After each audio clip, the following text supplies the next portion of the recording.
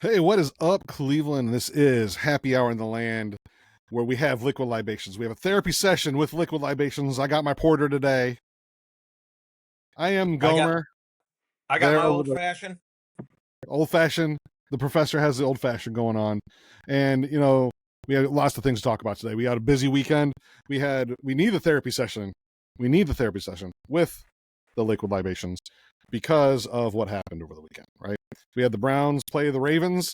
Always a good game. They haven't season swept us for a while now, so it's always good games against the Ravens. And the old Browns, we want to beat them, right? So we got lots to talk about today. We're going to go in depth about the Browns. We're going to solve all their problems, right? We're gonna hash out this quarterback situation. We're going to see what we need to do to improve and get better as we go on. We're going to also talk about the Guardians offseason. We got moves that we can make to become a better team and what they need to do. We're going to talk about that in a little bit. We also have 5 questions with the professor, where we ask him 5 questions. We test his knowledge and how much of a good professor he is. So we got that coming up as well. But today we start off with the Browns versus the Ravens. Dillon Gabriel versus Shedeur Sanders. Who did better? Who's gonna be the guy going forward? Who has the most potential? That's what we're going to talk about today. Of course, Professor, this ended up as a sore subject for us at the end of the day, didn't it? Yes. And unfortunately, right, that was the overall vibe of it. Unfortunately, Dylan Gabriel got injured, which nobody likes to see, and then the start of Shador's just the start of his career, Right. kind of had a little bit of a rocky start. Yeah, for sure. It was a rocky start. We're gonna hash that out. But first, we're gonna talk about Dillon Gabriel. What was good? What was bad? We're gonna talk about Shedeur. What was good? What was bad? And then we're gonna mash them together there at the end. But the overall good thing was Myles Garrett, 4 sacks on Lamar Jackson. I just want to throw that out there. Amazing. The guy is just a peach to watch. I just love to do it. And also, we got the liquid libations here. We're talking about the Browns, so I just want to interject one quick thing, real quick. It's just going to take a second, but we got this. We got a toast. We got a toast, right? We're going to toast to Yes, Bernie. sir. To Bernie. To Bernie getting his liver. God If you bless you, didn't hear, Bernie. Bernie got his liver, so donated by a true Browns fan. So prayers go out to his family. But Bernie is in a good place, and I just love to see Bernie happy. That's all. That's all. Yes, no, great toast, great idea. Going, Bernie Kosar, an absolute legend for the Cleveland Browns during the '80s, shortly after the Cardiac Kids, a personal favorite of mine. And did I ever tell you I met his mom and dad? No, really. True story. Met him, his mom and dad. I was serving at Rainforest Cafe down at Disney World. Right, everybody goes in Disney World. And the real funny story is that I actually went up to get the ticket to call the name, and I was like, Kosar. Oh, that's a cool name. And I'm walking these people back to my table, and I'm telling them all about how I'm from Northeast Ohio, right? And that there was a quarterback named Bernie Kosar, and the older guy just, yeah, he's chuckling and stuff like that. And the old lady's like, well, yeah, didn't you notice Bernie's curly hair? And I'm like, hold on, how does this woman know Bernie? Yeah, he did have curly hair, right? And she starts laughing. And finally, Bernie's dad, who, by the way, was wearing a golf shirt with an orange and brown 19. Apparently, they had just come from Bernie Kosar's golf charity event. And I actually ended up sitting and serving Bernie Kosar's parents. And I told him what a hero I was. And no lie, I gave him my address, and they sent me 5 autograph photos of Bernie Kosar. No way. Yes, No sir. way. True story. That's awesome. When I was a kid, I wrote Bernie in the mail. He sent me a autograph photo. Which I still have. But my Bernie story is I went to the Buffalo Bills Browns game in Buffalo when I was like 10, and he was in the lobby. I was too nervous to go up and say hi to my hero, and made my dad go up and get his autograph. And of course, he pointed me out, and I was hiding behind a column in the lobby. I always think about that, and probably what he thought at the time, like just seeing this little kid cower behind a column, scared to meet his idol. But it was a happy scared. So Yes, what an excellent story. And we've known each other for a while, folks, and neither one of us knew that story. How about that? yeah, Gomi, right. You were 10 when that happened. I think I was maybe 21, 22 when I met his parents and stuff like that. How about that? Great story. So yes, again, cheers to Bernie, and so glad that he's doing better. And side story, in that same hotel, I sat in the hot tub with Kevin Mack, but everyone laughs when I tell them that. But hey, the good old days. But anyways, the Browns going forward. We're going to talk about some Dylan Gabriel. How do you think Dylan did this Sunday? Well, I always keep that. It's a great question. I always keep it in context, right? He is a rookie, he's third rounder, and there's some growing pains. But to be honest with you, I think he's made some good plays and he's made some bad plays. I don't mean to sound generic, uh, but for me, it's so early to call for him. But I thought he was doing pretty well. It's hard to say that out loud because the offensive numbers are so terrible. But maybe as an educator, I'm just looking at it as the young man's personal growth. You know what I mean? If he was with me in my class, I would say there's some strengths, but he is missing some wide receivers, unfortunately. And is that because he can't see over the line? Again, Baker Mayfield is short, Drew Brees is short. So I really do see him as a work in process. Don't mean to be generic with you, Gom, or folks at home, but I thought he's kind of progressing. Yeah, overall, the thing that when I look at quarterbacks, of course, you always got to look at arm strength. You got to look at all that stuff. What I always I look at accuracy. And I think that can really make out for good quarterbacks. And he completed the game with 70% of his passes completed, which I think is huge. So he only averaged 7 yards per pass, 6.8. But is that because they're taking it easy with play calling? Are they giving him the shorter passes to kind of fill him in? Or we've questioned his arm strength down the field as well. So are they just playing into his strengths? Those are the questions that I ask when I look at Gabriel. Now we I look think. at. Go ahead. Sorry, Gom. Sorry, I was just going to say I What? think that's a great point. Uh, uh, you're not going to win a quarterback job just through one throw. Is what Right. I was going to say. Right? You don't make a career off of one throw as a quarterback. So it is consistency. It is over time, and I agree with you. The completion percentage is a good measuring stick for sure. Now let's talk about the team around Dylan. Right. So like we said, he did okay. I mean, there's nothing phenomenal there. I mean, he finished with an 88 rating, but no touchdowns, no interceptions, 70% completion, about 70 yards thrown. But let's look at when he was in the game. Let's look at the people around him. Let's say the running game, Quinshawn. I don't have stats when he was just in the game, but I feel like Quinshawn did pretty good, right? I'm shocked that at the end of the day, when you look at his stats, that he only had 59 yards at total. I mean, I felt like he had so much more. I felt like he was running loose, but he only averaged 3.5 rushing yards. And he did that last week, right? He had that huge run, and then he still didn't break 100. He only averaged 3 yards a rush. So that's confusing, but I agree with you, my friend. I think a lot of it has to do again with that offensive line. I'm a big fan of investing in the offensive line. All right, so Dylan Gabriel can get more than 68 yards and 70% of his passing and better rushing. But really, you could basically see the Baltimore Ravens knew that the Browns were not going to go deep. So I don't know about you, but what I saw was about 90% of the plays, they had 8 or 9 guys in the box, right? They're looking for the short pass. They're looking for Judkins' run. They're looking for the play action. And to be honest with you, it seemed like it worked. yeah, yeah, yeah, yeah. And we talk about Quinshawn again, 17 carries, 59 yards. I know I already talked about that, but yeah, I feel like he did all right. We talk about the receivers.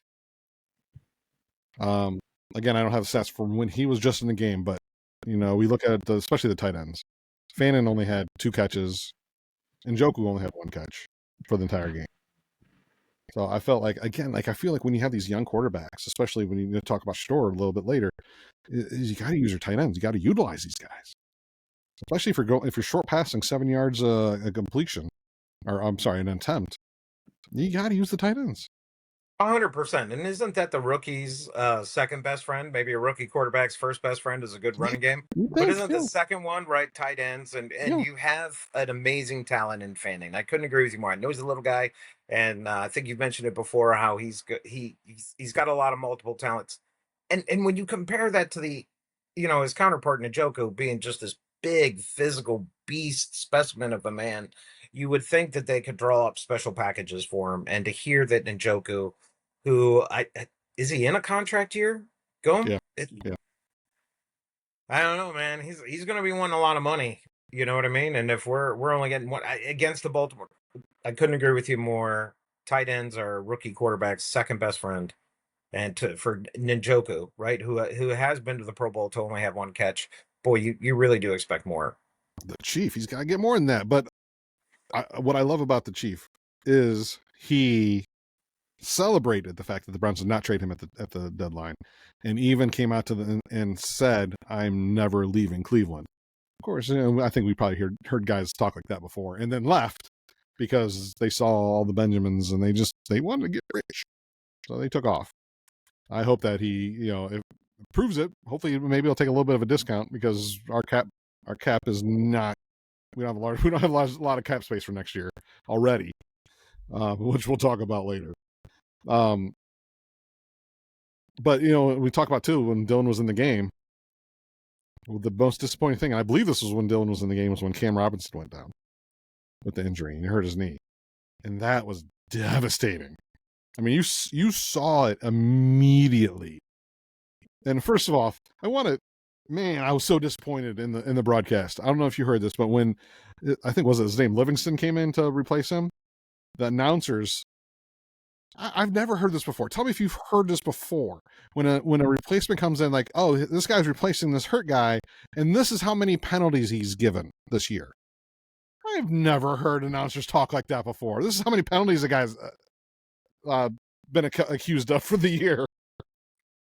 Definitely seems like he was kind of the announcers knew which where their bread was buttered. Sorry, speak right. That just goes along with the national kind of feelings about the Browns. Same old Cleveland, right? How many years have we heard that, right? Same old Browns and stuff like that. So it doesn't surprise me that the announcers are that terrible. But I also feel blessed being a Cleveland sports fan because Tom Hamilton and Rick Manning, right, have been a blessing for all those years. R.I.P. Herb Score. Yeah, yeah. And talk about great announcers too, Jim Donovan, R.I.P. as well. Oh yes, absolutely. Run, William, run! Right, that's one of my favorite quotes of all time. Boy, I was feeling it too. I remember when he was running, and Jim Donovan made that play. And yes, absolutely, Jim was a great, great announcer, and he is already missed. And you know what? I feel bad. I have to say this now. I feel like it's coming out of me. I have to say it because we talked about Herb Score, Jim Donovan. So I have to say this. Wham with the right hand, Joe Tate. I have to give him a shout out. I'm sorry. Oh well, yeah, yeah. Can't. Oh, the only announcer to do it by himself, right? Boy, wasn't that really cool about Joe Tate? Everybody else was doing two guys play by play, but Joe Tate could do it by himself. I, honest to God, remember going to sleep listening to Joe Tate talking about Mark Price and Brad Doherty and stuff like that. Boy, yeah, Joe Tate. Super nice guy too. I got to meet him one time. Actually, just spent some one-on-one time with him. Super nice guy. Super nice guy. So now we get to the crux of the situation. We get to the high point of the conversation. The one that everyone's been waiting for, right? Shedeur. Yes, sir. I didn't even see the concussion. Dillon went out. All of a sudden, I see Shedeur running on the field, and the crowd going nuts. What were your thoughts when you saw Shedeur coming out on the field? Well, I was, I think, like every other Browns fan or in football fan, right? Isn't the most popular guy on the team the backup quarterback? Yeah. Right. So, I was hoping to see a spark. I like Dylan Gabriel, but we know of his deficiencies. But we also knew about Sanders' deficiencies. So I was, Wow. a little. I was optimistic. I was thinking, hey, maybe this guy can come in, maybe turn around the offense, spark a light like Jackson Dart did for the Giants when he came in just a couple weeks ago. But then it didn't surprise me that those two long sacks or large sacks, right? That's him holding on to the ball too long, and that was his critique in college ball. Well, I say that was the biggest thing coming out in the NFL draft was he holds the ball too long. And man, like that was like just sitting there. I'm like, oh my gosh, he knows this, right? Yeah, you're being awfully nice. I think I heard some people say this guy has played quarterback before, right? Or my grandmother could throw more than 47 yards, in a second half or something like that. So he definitely looked like a fish out of water. But again, I'm not going to crucify the young man. He was a 5th-round draft pick. There's a lot of teams. I'm pretty sure it was 31 of them passed on him, and many times, right? Or 32, really, if you include the Browns in the first four Yeah. rounds. That maybe we're starting to see some of his weaknesses that we saw. And maybe the Browns were right. Maybe it's not some kind of conspiracy that the Browns were trying to hold him back, but that actually he wasn't ready. I mean, imagine that a 5th-round quarterback isn't ready to go in against one of the NFL's greatest defenses currently, right? And Yeah. pull it off. But even so, geez. Yeah, I mean, we got plenty to talk about. I mean, the first thing I want to expunge on is the line, right? Because he got pressured, he got sacked twice, like you said, 27 yards. Was it the line's fault? Obviously, the Ravens picked up on. I mean, it's the adage of, hey, you have a young quarterback, we're going to blitz him, especially in the pressure situations when 3rd and longs or whatnot. But how did the line perform? Do you think that it was just too much, like they were just blitzing? Do you think it was the line like kind of like giving it up on them? I don't know. No, that's a great question because it was clear that Baltimore came out and said, we're going to blitz this young man, and it was the right decision. Clearly, you know what I mean. So that is a really good question. They have a good defense. They got a good defensive coach. We've got a rookie quarterback in there with a rather weak offensive line. And as you mentioned, we lost another one of our offensive linemen. So I think with the woes of the offense, one has to consider that the offensive line is a great area of need for the Cleveland Browns. They could have done a lot better. And And I don't know. hopefully, No, I'm sorry. please, no, hopefully they'll address it soon. That's all. Yeah, and like I don't know if you saw the picture of when he threw the interception, where the guy's coming right down the middle, and we have 3 linemen like off to the side blocking one guy, and leaving this guy for free run at Shedeur. Now, obviously, some blocking. I mean, obviously, there's some blocking that was missed, but in their defense, it was a stunt, right? I mean, that's not where he started. He didn't start in the center. He started on the end and came through the center, and so they weren't really obviously not expecting that. But when we talk about, well, let's just talk about it. I guess the thing that I've heard the most is on Shedeur. He didn't take any first team reps. That is that a problem? Is that okay? That's the question. Another great question. I'm sorry, Gummy, you just got me excited, right? Because that's been an interesting topic as of late, and I think you'll find that in most regular scenarios, right, you would see that the first team gets a lot of the first team reps, and especially when that first team has a rookie quarterback. So uh, I don't. I don't think it's a big deal. I mean, you're second string, right? You know the line. Your job is to be prepared as if you can go in at any time. He got halftime. I don't know. These are young men. These are young rookies. They're going to make mistakes, and we just have the privilege of being able to talk about them. I think you're hitting all the nails on the head though here, going with the offensive line and so these are some great questions you got, and boy, I'm definitely excited to see where they go. Well, I mean, the biggest thing that I want to talk about is man, people are saying he didn't get first first team reps. And yeah, sure, yeah, maybe a little bit that has something to do with it, right? But it's not when they're in practice they take first team reps and then everybody goes home and then no one else does anything else. So it's not like that. He's still getting reps. It's just not with the first team. He's still doing his quarterback positional work. He's still doing drills with the offense. He's still watching game film. He's still talking with the other quarterbacks in the room. I mean, there's still more to do than just take first team reps. And I don't know Shedeur as a person. I don't know him personally. I feel like he has said the right things since he's been drafted. I give him a lot of credit for that. I'm starting to kind of like him, at least on a personal level. I feel like he's saying the right things. Even in his post-game press conference, he kind of came out and said, it's not fair to Dylan that everybody keeps talking about me. I want him to be comfortable. I want him to be confident. And I feel like that was such the perfect thing to say in that situation. But is he paying attention? Is he just expecting to succeed with his natural abilities, if you will? But why I really don't think, of course, I think the first team reps, I think that will play into it. We'll see how much he improves this next week. I'm not going to give up on him yet. But what the thing that I saw is he wasn't ready, and it's just not the first team reps. You know, there's one play. There's one play where if he would have made it, I would have been on board. I'd be on board. And it was the one where he spun out of the pocket.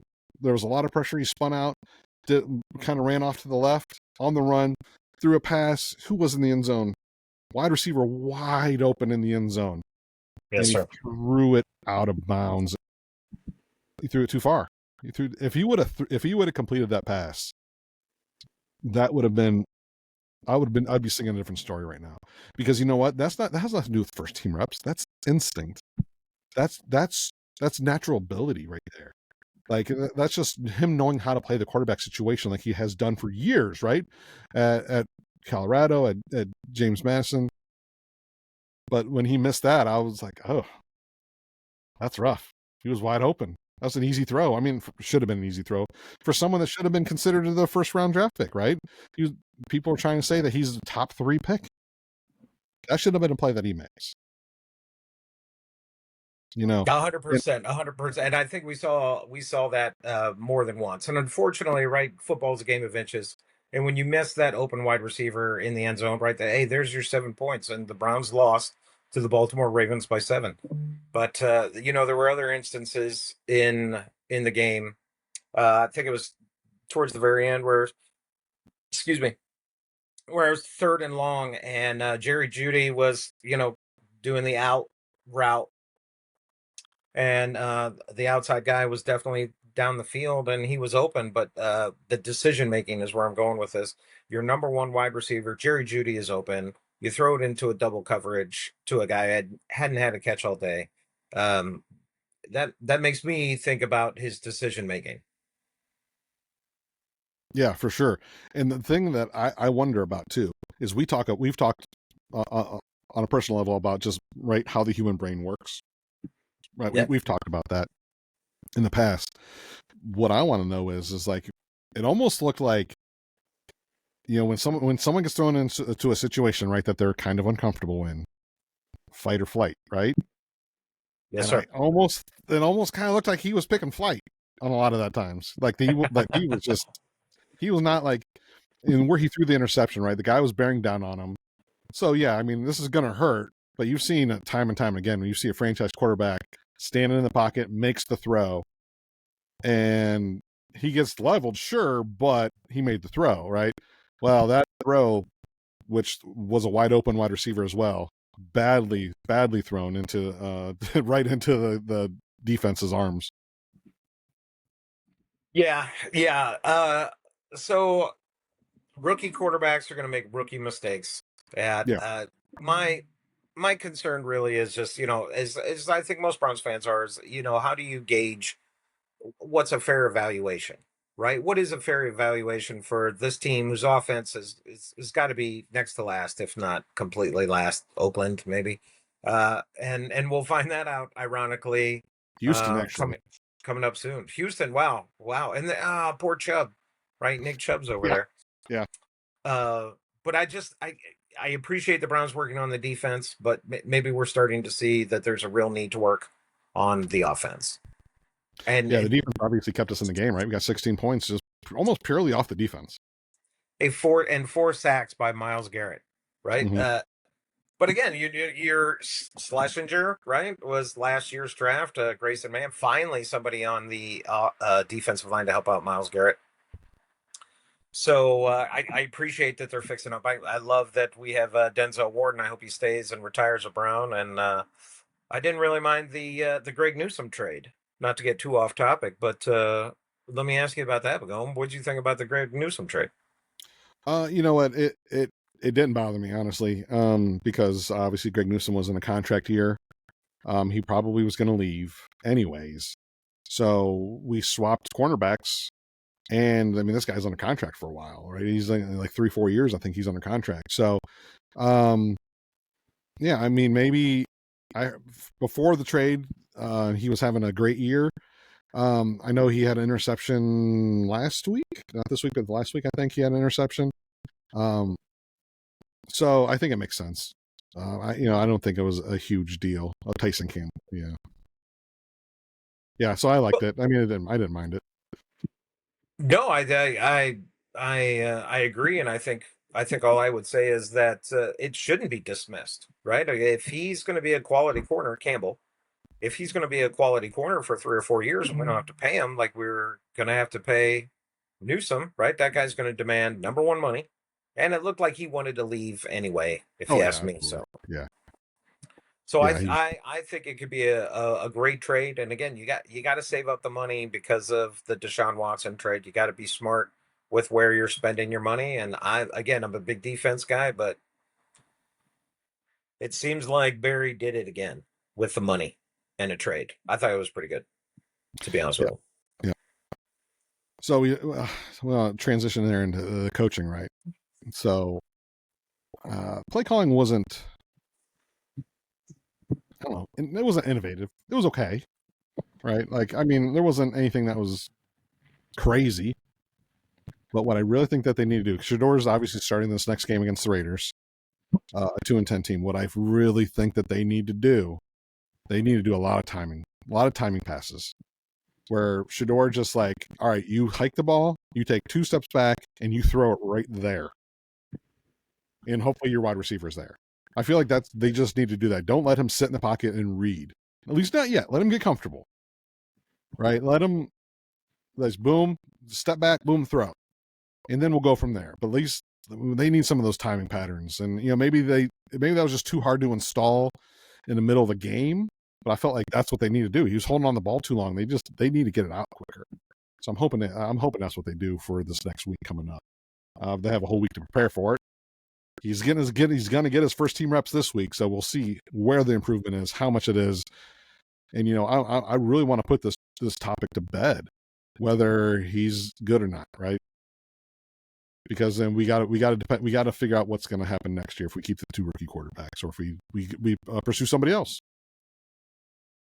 Excellent point. Excellent point. What 2 first-round draft picks? Not every team has that every year. I think we all Browns fans know remember why they did it. There was supposed to be better college quarterbacks coming up in this next draft, and to be honest with you, I just don't really see it. Nothing against the great quarterbacks that are out there right now. The guy from Indiana, was it Morschbacher or something like that? Seems to be close to number one, but I just haven't seen much to be impressed with. So it might be more valuable than many Browns fans think, to absolutely find out what they have. And if they think that these guys, Gabriel or Sanders, is better than anything coming out, then my vote is offensive line, maybe a wide receiver. Can you get a left tackle and still get Tate from Ohio State? Mm-hmm. For the record, I'm calling him Morschbacher for the rest of my life. But if you're wondering, right now the Browns are sitting at pick number 3 currently. Of course, when we beat the Raiders, it'll change a little bit. And currently the Jacksonville Jaguars are 6-4. They're currently in a playoff race, so they're around 20. but it all depends on what happens in the playoffs if they make the playoffs. Of course, Hunter is out for the year, so hopefully they just. That's what I'm hoping for. Hopefully they finish 6-11. Yeah, sorry to all of our Jacksonville fans, but it does benefit us, my friends. It does benefit us if you guys don't do so well, but do great next year. And I'll be one to root for him for sure. Yep. So hopefully, like you said, maybe a tackle. Yeah. Well, what you were talking about the quarterbacks is what I read is there was a scout basically that's saying I would not put a first round grade on any current quarterback. Really? Yeah, and I mean, I think the Indiana quarterback right now, the Morsbacher, he is. I feel like he's right now the top quarterback in the class. But there's a long way to go, especially when he faces the Ohio State defense. He's gonna get broken. Oh. I'm sorry. All right, that was Homer. That was a Homer call. I mean, my bad.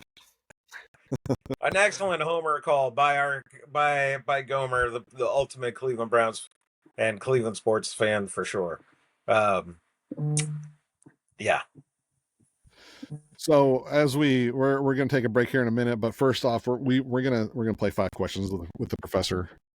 I got 5 questions for you. We're gonna see how you do on your knowledge of history here.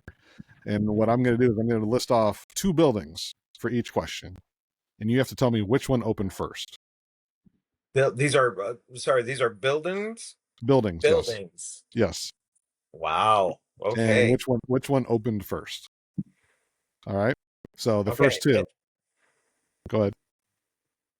I was going to say, and for those at home, I have no idea what these questions are, and nor did I think of buildings in this game. So this could be very interesting.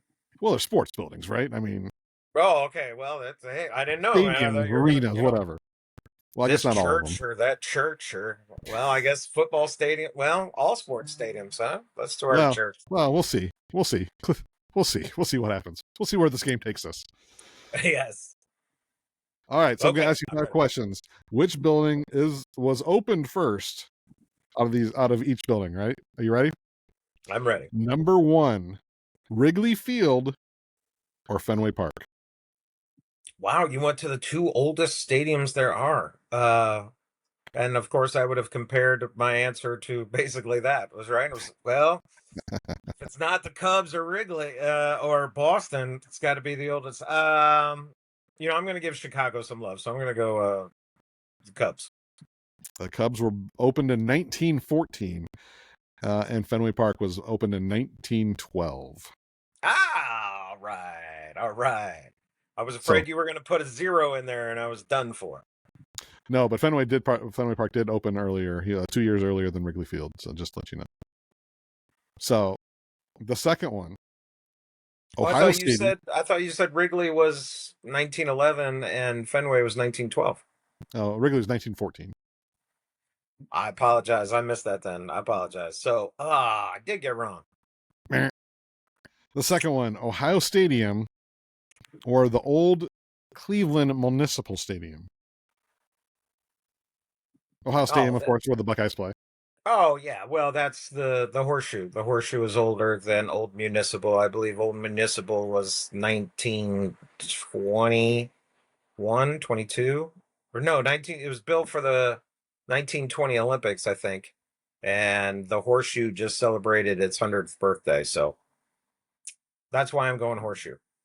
Horseshoe was opened in 1921, and the Municipal Stadium opened in 1931, is what I got on my research. Oh, least. Great! Well, or maybe that was when the Indians first played in it. I don't know. All right, my second one is, I guess, what was formerly known as, but when it opened, it was Canal Park here in Akron, Ohio, where the Akron Rubber Ducks play, or the Rock and Roll Hall of Fame.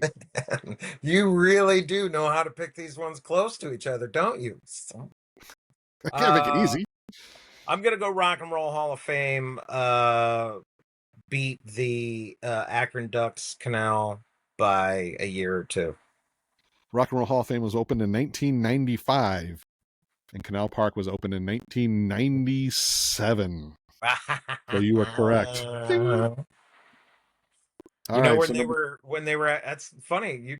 You probably don't know this, but when they were building the Canal Park, the Rubber Duck Stadium, my dad was a telephone worker and he had access to a building across the street that was wide open where they were putting in telephone. Anyway, long story short, we got to see down into the Rubber Duck Stadium as they were building it and stuff like that. oh, nice, nice. Yeah. So go And see a Rubber Ducks game, folks. Parking is fun much cheaper than Cleveland. fun fact: when the Rubber Ducks first moved into Canal Park, their name was going to be the Akron Blast. Just a fun fact. Blast. Yep. It And got what changed before. It got changed to Akron Arrows before they ever took the field. is it because of the furnaces in Akron, right? All the smokestacks and stuff? Is that where the blast came from? Well, I think they were trying to play off of the Sally Ride, the astronaut that came from Akron. Oh, But then people kind of also attribute it to the explosion that ended her life. And so I think that's why they changed it to the Arrows. I think they're still trying to play off of that. that's a good change because that's where my mind went to as soon as you said that. I was like, whoa, I don't know. A tragic day for us, and yes, she was a what, third grade teacher, right? That was going up in the space shuttle in '86. So RIP, did a lot for us for the space program, but I'm glad it went to Arrows. Yeah, this game definitely went in some weird directions. Oh, you mean you didn't have all that set up in your head when you were making these questions? All right, number 4, the Jake, Jacobs Field, or the ballpark in Arlington, where the Texas Rangers opened their stadium. Oh wow! And yes, the Jake. It will always be the Jake to me. I don't recognize Progressive Field as but the Jake. I will. The Jacobs Field was beautiful. That was that 1994. That was a beautiful year, beautiful new stadium. After growing up at going to Municipal Stadium that was falling apart. My God, that stadium was falling apart. So Wonderful. I'm gonna give my love to Jacobs Field before Arlington. They were both built in 1994. Obviously, they both opened in 1994. But the ballpark in Arlington was opened, the exhibition game, April 1st, 1994. And the exhibition game at Jacobs Field was April 2nd, 1994.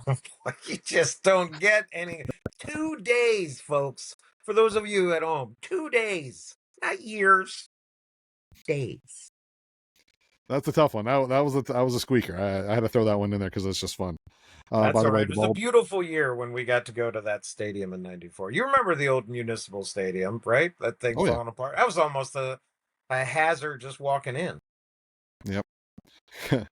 I was there opening day 1993 when they after Steve Olin passed away and they had the moment of silence. I remember that was still a very powerful thing for me. But also the ballpark in Arlington now closed. So Progressive Field has lasted longer. Yeah. Yeah, see? I hope you enjoyed your 2 days of glory. And question number 5. Yes, sir. The Coliseum in Italy, not the one I thought you were not the saying one in Richfield. The one in Rome, or the Great Wall of China. Coliseum. That one opened first?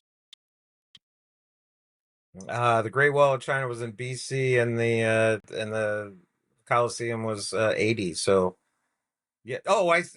Wall. Well, I'm sorry. I said Coliseum. I'm sorry. Coliseum was completed in 80 AD, and the Great Wall was started in the BC. So, when? Hey man, they built the wall over a long period of time. I know. That was kind of a trick question. It took like 2,000 years or something, didn't it, to complete the wall? Yes. But hey, And when it's you build not a just wall, one wall, ladies and gentlemen, right? It springs out. It is a big freaking thing. but when you build a wall, even one section of the wall, it's still a wall, so it's still open, right? I mean, yes, go back to then. Yes, the BC. So you are years. correct. You are correct. The Great Wall of China is correct. Ding! Thank you. Thank you. You too can have a student loan debt of that size and answer these kinds of questions on podcast. So that was 5 Questions with the Professor, brought to you by my porter. Well, thanks, Gomes. That was great. How about we kick it off to commercial? Yep. We'll take a short break. We'll be right back when we talk about some Guardians off-season moves, and then see where we go from there. This is Happy Hour in the Lane. I am the Professor. I am not the Professor. I am Gomer. That's the Professor. We'll be right back. Oh, yeah. Welcome back. This is Happy Hour in the land.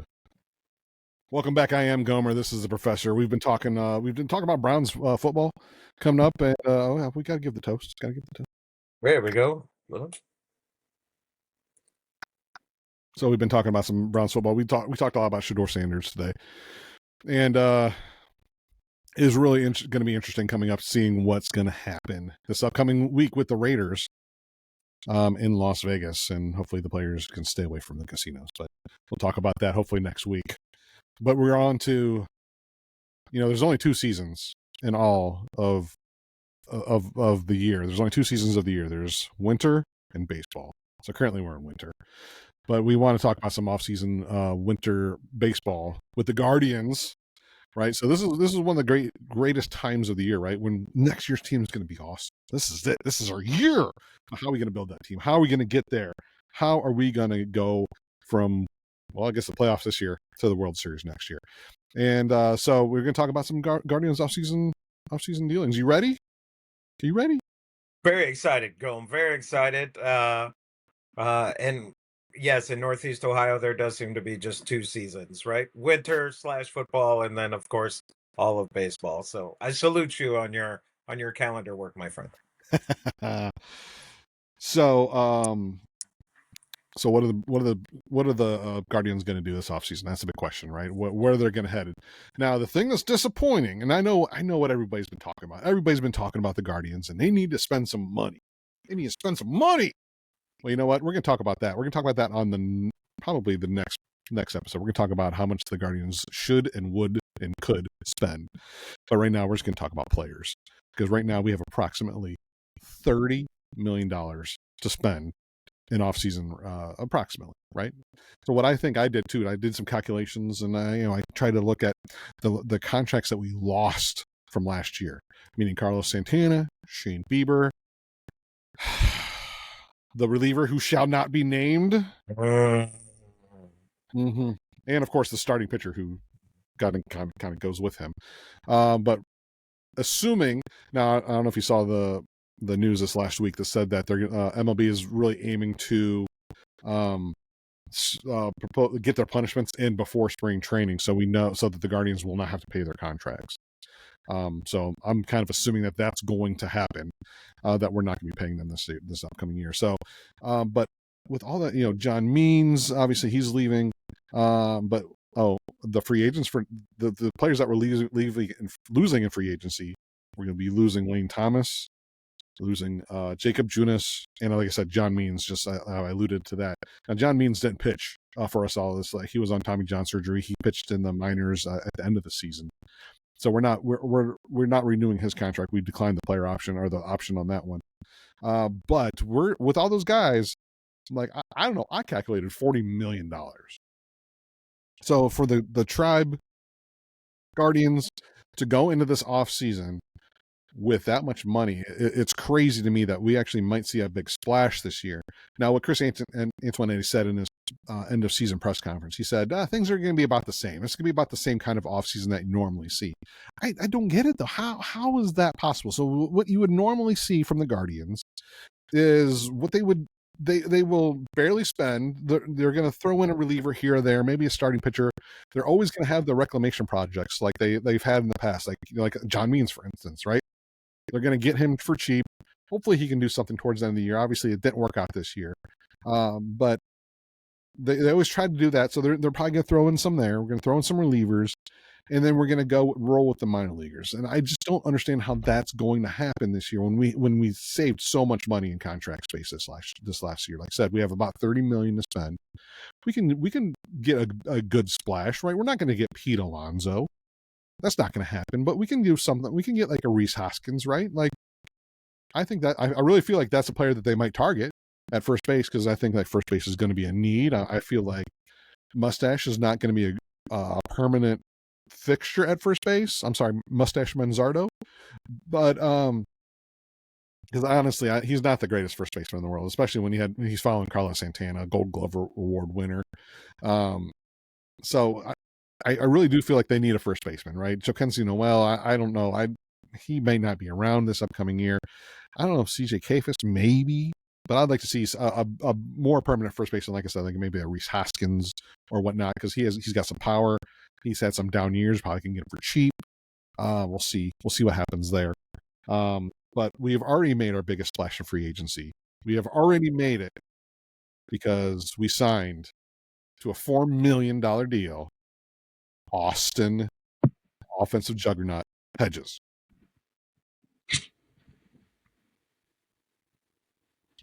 That's it.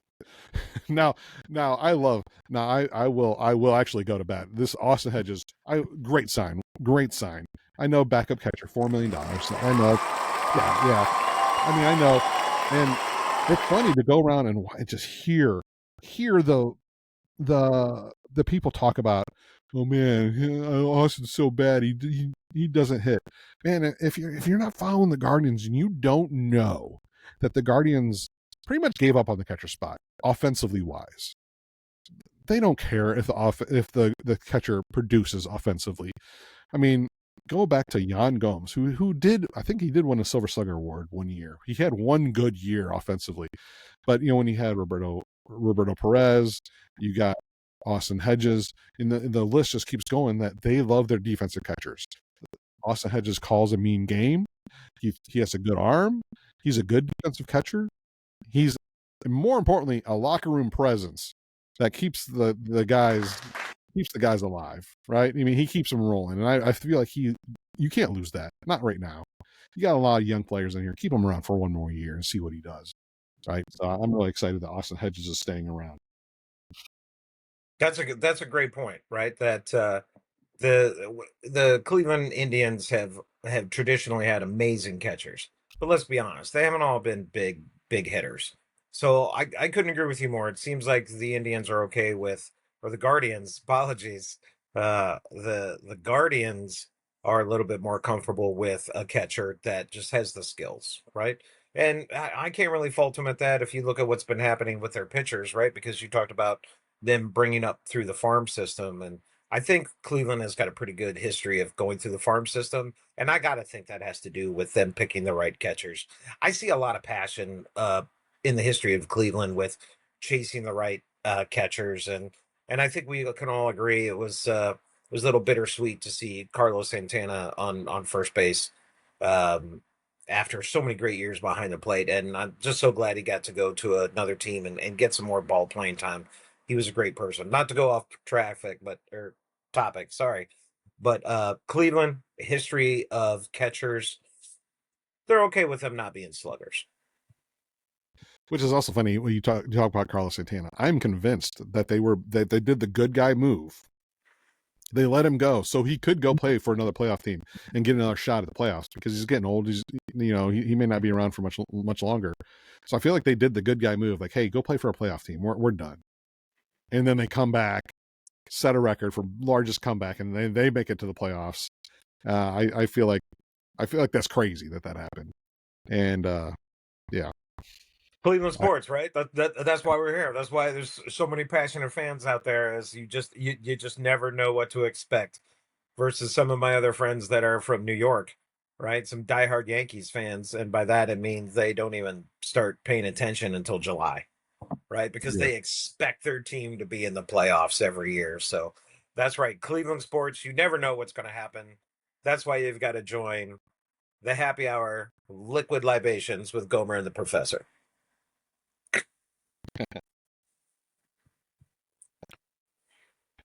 So we're talking about the Guardians. Like I said, where do we go? I mean, do we get? I don't know. Like the biggest thing, my biggest question mark is the outfield, right? So, I mean, Quan. I mean, man, they've been hearing trade rumors so much about Quan, and I would hate to lose Quan. I'd love to have some of that money that we saved up this year, maybe sign him to a longer term contract. That'd be great. But he's projected to make around $8 million this next year. I mean, if they get rid of him, that's again more money that they're saving up and they can spend somewhere else. But man, I would hate to lose him. But right now, I think the latest rumor I heard is that the Dodgers have been calling about him, asking for him, and they have a loaded farm system. So as much as I hate trades and stuff, like I shouldn't say trades, how much the public hates the trades when they lose a big player. This is what keeps Cleveland baseball going is the trades, right? We traded. Well, I guess that's a bad example. I'll say we traded Corey Kluber for Clase, but I guess that was a bad example. But I mean, we traded my biggest, and I know you like this one when we traded Joe Carter, right? Everyone was devastated. Traded Joe Carter, but back we got Sandy Alomar and Carlos Baerga, two franchise figureheads that last forever in this organization. And I do also remember too that when we traded Carlos Baerga, man, people were again devastated that we traded Carlos Baerga, and we got back for them. We got Matt Kemp, not Matt Kemp. We got two guys back from the Mets, who we then traded for Matt Williams, Travis Fryman, and down the road. Like that trade just kept going and kept helping our club out as we kept going. So trades is what the Indians do, and they keeps the farm team alive. Not the farm team, but the big club team. So. Absolutely, and isn't that one of the things that again everybody knows Cleveland's not a big market, but they do have a strong farm system. And correct me if I'm wrong, but well, at least I've always been impressed with their farm system and how they bring up catchers and stuff like that. And maybe that goes back to the fact that they know that pitchers, right, a quality pitcher can cost an arm and a leg, and that Cleveland can't pay for it. Right, we all know about that monster that went to the Yankees, right, and won all those games for us because we just could not pay him not that long ago. Now I do have a question. Yes, sir. Yes, that's right. Gomes got it with CC. Now, Gomes, you're talking about free agents, right? And I know you got all excited about the one, but I've got a question for you. What about outfielder Kyle Tucker? What are your thoughts on him? Oh, I mean, I love it. I love any of the Tuckers, especially Kyle. I think that would be a good one. Again, though, I wonder if he's going to be too expensive. I heard Toronto's going to be going after him. The last two teams in the World Series. You just mentioned the Dodgers, which I think we all know has got the most ridiculous payroll, or one of them. Maybe and then Toronto, which was in the World Series and unfortunately lost. And correct me if I'm wrong, going, but Toronto's payroll a little bit less than LA. Well, just a little bit, yeah. They actually rival us, right, when it comes in terms of payroll. Which would be about I think we normally spend about 100 million, if my research does correctly, and the Dodgers are somewhere around 220 million. No, Dodgers payroll is much more than that. Well, I guess that includes the taxes. It's above 500. At least again, what my research has provided me, it says 549 million was their 2025 payroll. And I don't even think that includes the deferred money that Shohei got, because Shohei took a really small contract with all the deferred money. So I don't even think that includes that. And Toronto's actually a little bit bigger. They have 277 million, and we were at 132 this last year. So I mean, again, this is just the graphic that I got. Who knows how correct it is? I mean, these figures are changing constantly, right? Especially when you include the luxury tax. The Dodgers paid $150 million in luxury tax. That's insane. That is insane. And you're absolutely correct. I looked it up while you were talking, and it seems the average articles out there say that the 2025 payroll was 350 million. Yeah. It's unfortunate. It's kind of hard to call it a sport when you have 350 million versus 130 million. But you know what? That's what makes those victories all the greater when those big money teams can lose to us, regular folk, 130 million. Right. And you know what? This is gonna be a deeper subject that we talk about probably next. I'm assuming next week is the baseball's broken. Baseball's broken, and we're gonna talk about it because like I said, Dodgers making $549 million with the luxury tax. That's their payroll, and yeah, that is more than like 20 teams' revenue. So I mean, when we obviously cannot keep up with the Dodgers, so we'll talk about that in more depth, in more detail next week. Yeah, that just saddens me, makes me want to cry. But to me, the biggest to go back to the Guardians, the biggest get that we got, we lost a few coaches, right? We lost our bench coach. Yes. We lost Kai Correa, our and I'm very sad to see him go, our field coordinator. I feel like that guy was great. He was so smart. Brought a lot of good offensive drills to to our team. But he's going to be, I think, a bench coach somewhere. I think. I don't know. I can't remember, but he left, and that was a big loss. But our biggest get, or I shouldn't even say get, keep Carl Willis. The guy's a genius. He's a pitcher whisperer. So we get to keep him around another year. Hopefully, and the rumor is that he was deciding whether to stay or go, because we're going to see if they were waiting to see if Corey Kluber wanted the job.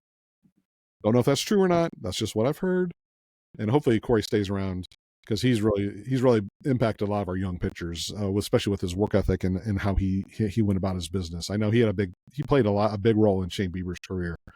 Obviously, they were both pitching at the same time for a little bit, but that's a big get. Carl Wills, keeping him around. I think that's awesome. Absolutely. Sure. And just to go back a little bit to the Corey Kluber, you were talking about how, remember, folks, we got a very young team. And so having that veteran experience around, right, that's the kind of stuff that you need to get you through not only the dog days of summer, right, but at the end of the season when you got to push through and you got some adversity, September and hopefully early October. So I couldn't agree with you more. Both great gentlemen, great helpful. But I'm always a big believer in have some veterans. It's good to be young, but you got to have some veterans to show these guys how to stay calm, keep professional, fight through adversity. Yeah, and for sure, and we gotta keep these young players around. And I was just thinking too while you were talking about, I want to make a prediction. I'm going to put it on the record, because people don't believe me when I say this. I was in a bar in Columbus and I said this, and one guy almost fell out of his chair, and I feel like he wanted to come at me. No, he didn't, but he disagreed vehemently. But I'm going to say that Travis Bazzana will not start the year on the Guardians roster. He's going to start the year in AAA. And that just kind of fits with what the Guardians normally do, right? Their philosophy is to make sure they get a certain number of swings before they come up, right? Because they have done the research and said this is how many swings it takes for a player to start kind of adjusting and becoming a major league hitter. Now, obviously, some of those swings will be in the major leagues, but I don't think he'll start off the roster in the major league club. I think he'll start off in AAA, and it's not a bad thing. I know that they don't like when the clubs kind of hold off until June and get that extra service year. I know they don't like that, but I feel like that's Guardians are they got to play the game, right? They can't afford him, so when he hits free agency, so they're going to keep him as long as they can. But with that too, I don't know. I've heard some linkage from the Guardians to Brendan Donovan, the second baseman from the Cardinals, which I think that would be a good play too. But with that, even if they get him, Travis, they've been thinking about moving him to the outfield. Just I've heard mixed reviews about his defense. Because go ahead. So do you think? So what do you think is the biggest area of need? I mean, we are losing our fourth starting pitcher, right? But I think I recall you earlier saying, outfield. I asked you about some outfielders, and so just in general, going, what do you, if you had to pick only one position, right, and you could go all in, but one position, what do you think is most needs? Where should we really hope that the Guardians are going to make a splash and give fans some hope next year? I mean, that's a great question. That's a great question, and especially where are they going to go, right? I mean, we need a right-handed power bat in the outfield. That's a big thing that I think that they want. I think the biggest thing that they'll really go for, I think the biggest signing that you'll see is in our bullpen. I think we're going to get some relievers. They know the importance of a good bullpen, and they of course have to replace Clase. Is Cade Smith a closer? He did a great job this last year, but is he a better setup person? Is he? That's a question I think that they're going to try to figure out. But I think that the bullpen is really where they're going to make the biggest splash. Because they want to see some of these young kids, right? They want to see Valera. They want to see CJ Kafis. They want to see I'm blanking on another name, but they want to see these kids go and see what they can do. Absolutely, and we have some steady rocks there. Manny Ramirez, right, signed the long-term contract. We've got some Steve Kwan again. I hope they keep him, but I just got that feeling in my gut going, that it's just going to be he's just too good. He's just too good for teams with a big payroll not to get him. And as much as I'm not a Dodgers fan because of their payroll, if Kwan goes to the Dodgers, then that would be good for him. But to your point, I don't mean to get off the point. I'm sorry. He's gonna be a guy that tears up the league for years, and it'll be fun to see what he does. I mean, hopefully he does it in a Guardians uniform. I assume he meant Jose Ramirez. At third base. Yes. I was like, wait, we signed Manny? We brought him back. He hasn't been doing anything in a while. But I'd love to see. I would love to see. From what and I don't know if this is true. Some of the stuff that you read on the internet, you don't know if it's true or people are just talking. But they I guess they told him they would spend some money around him, and they haven't done it yet. And I get is he mad? I don't know. But I love Jose for staying around. He's going to be a Cleveland. I mean, there's going to be a statue of him. He's going to hold all the records in the record book. So he's going to be a Cleveland icon forever. So I'm enjoying seeing this play out right now. I love watching it. I love seeing him hustle doubles and whatnot. And when my son turned 6 years old, he got to meet Jose Ramirez alone at third base before a Tribe game, and it's a picture that I'll never. I might blow it up, put it up here or something, whatever. But it's great. So I love that the fact that it was Jose and not like somebody like Lindor who left, and we couldn't afford him. We'll talk about more of that. Baseball's broken next weekend. But that's all I got for today. Any final thoughts, Professor? Just some great things to look forward to in Guardians baseball. $30 million definitely is no small change, and we are very lucky with Jose Ramirez at third base. Yes, being around again, he's one of those veterans that can help these guys out, and maybe it's just to me, but I love watching Steve Kwan in the outfield. I love watching him. He's pretty dependable at the bat. I would definitely be pushing. Hey, can we put aside some of that for a future contract with Steve Kwan? But yeah, I would love it. I would love it. So let's get smart, Cleveland organizations. Let's get smart. Yeah. We'll talk more about that next time, I'm sure, with the Professor and Dome. So next week here on Happy Hour in the Land, we'll talk about Shador and how he did against the Raiders. We got the Raiders coming up, 4:00 game in Las Vegas coming up on Sunday. We have the Ohio State Buckeyes playing Rutgers in their final game before the big matchup, before the big game. And of course, we got Friday and Sunday. We got some Cavs games against the Pacers and Clippers. So we got a lot of sports this weekend in Cleveland. So hopefully we won't need the libations next weekend. But in case you do, join us here at Happy Hour in the Land.